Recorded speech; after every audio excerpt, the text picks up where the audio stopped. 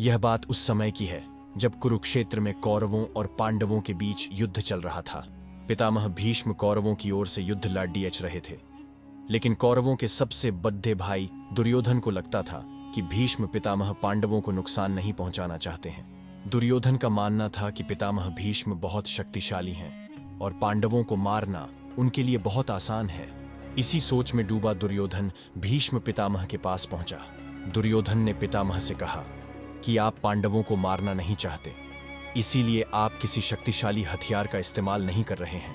दुर्योधन की बात सुनकर भीष्म बोले, अगर तुम्हें ऐसा लगता है तो मैं कल ही 5 पांडवों को मार गिराऊंगा। मेरे पास 5 चमत्कारी तीर हैं जिनका उपयोग मैं कल युद्ध में करूंगा।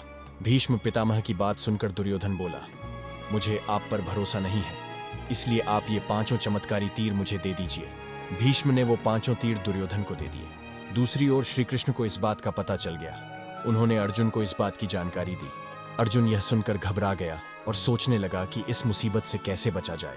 श्री कृष्ण ने अर्जुन को याद दिलाया कि एक बार तुमने दुर्योधन को गंधर्वों से बचाया था। तब दुर्योधन ने तुमसे कहा था कि इस एहसान के बदले तुम भविष्य में मुझसे कुछ भी मांग सकते हो। यह सही समय है, तुम दुर्योधन से वो 5 चमत्कारिक तीर मांग लाओ। अर्जुन को श्री कृष्ण की सलाह बिल्कुल सही लगी।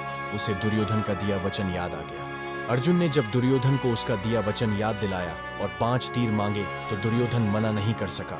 दुर्योधन ने अपना वचन निभाया और वो तीर अर्जुन को दे दिए। इस तरह श्री कृष्ण ने अपने भक्त पांडवों की रक्षा की।